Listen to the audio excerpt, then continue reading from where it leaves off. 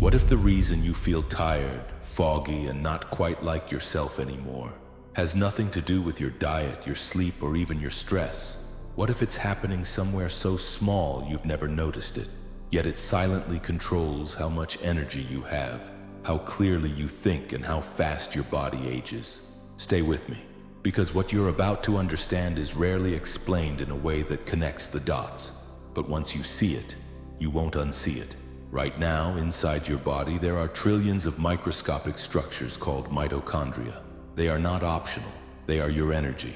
Every heartbeat, every movement, every moment of focus, clarity, or strength, all of it depends on how well these tiny systems are functioning. But here's the part most people are never told. After the age of 40, mitochondria don't just slow down, they begin to fail. Not dramatically, not all at once, but steadily. They fragment. Their membranes become unstable.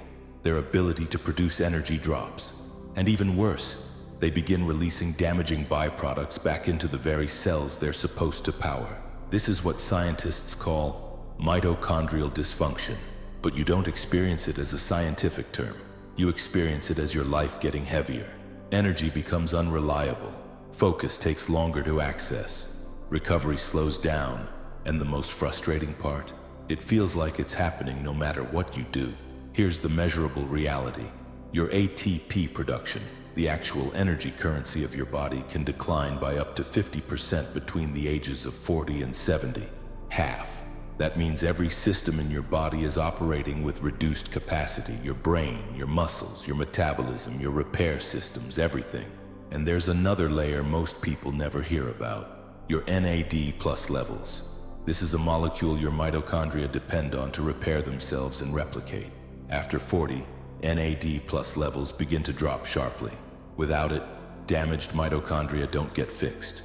They accumulate, they malfunction, and over time, they dominate. So the issue isn't just that you have less energy, it's that your energy system is degrading and not being rebuilt. Now here's the critical point. This process starts long before you feel it. The fatigue you notice now began years ago. The brain fog started quietly. The slowing metabolism was building in the background. By the time you recognize it, the system has already shifted. But here's where everything changes, because your body is not designed to simply decline. It is designed to respond. Specifically, it is designed to rebuild itself when it receives the right signal. And that signal is not comfort.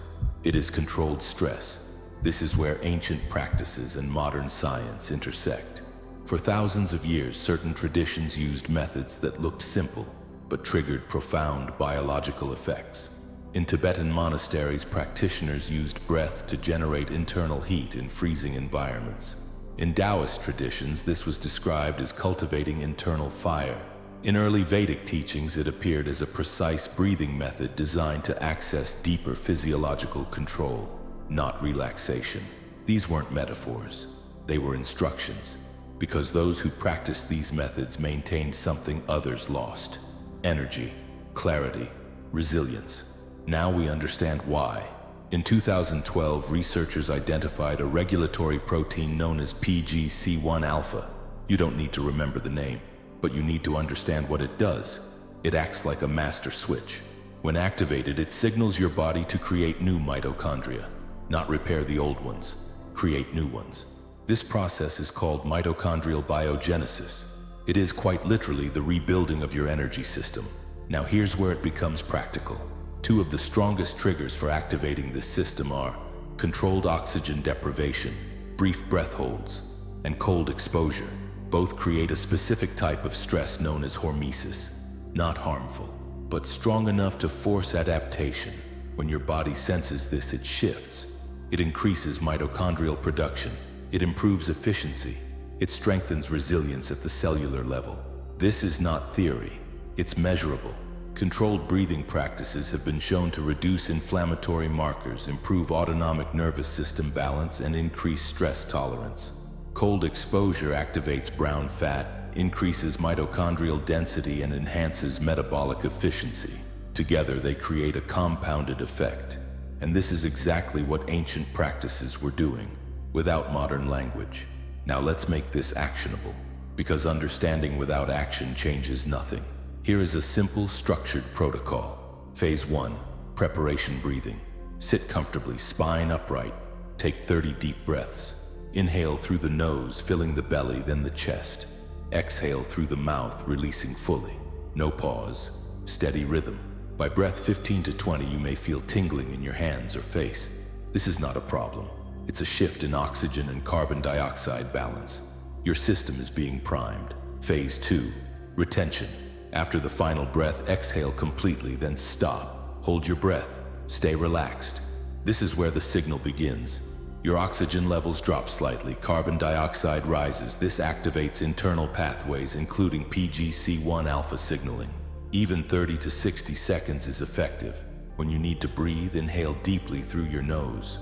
Hold for 10 to 15 seconds. Then release. That completes 1 round. Repeat for 3 to 4 rounds. Now phase 3. This is where most people hesitate, but it matters. Cold exposure.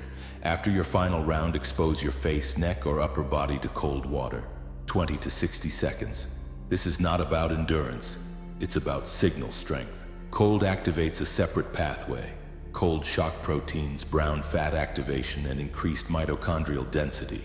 Combined with breathwork, the effect multiplies.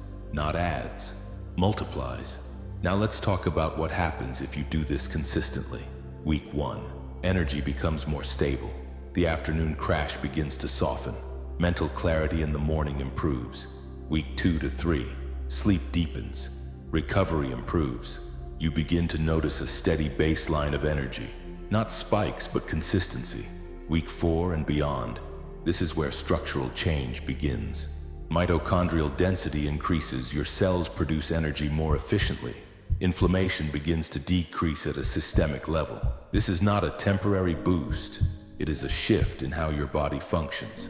And this is what most people misunderstand. They think aging is a straight line, a slow, unavoidable decline. But biologically, that's not accurate. Aging is heavily influenced by signaling. Your body responds to what you repeatedly expose it to. If that signal is constant comfort, systems downregulate. If that signal is controlled challenge, systems rebuild. What you've just learned is one of the most direct ways to send that second signal. And it doesn't require extreme effort. It requires consistency. Now consider this. The fatigue you feel is not random. The brain fog is not inevitable. The slowing energy is not permanent. They are signals. And signals can be changed. Your body is not a passive machine. It is dynamic, responsive, adaptive. Even now, even after 50, even after 60, even beyond that, but only if you activate it. So the real question is no longer, why is this happening? The real question is, will you interrupt the pattern? Because the difference between decline and adaptation is not time, it is intervention. You don't need more information, you need a starting point. And this is one of the simplest, most direct ones available. A few minutes, a clear signal, repeated consistently. Your body will do the rest. Because it already knows how. It's been waiting for you to activate it.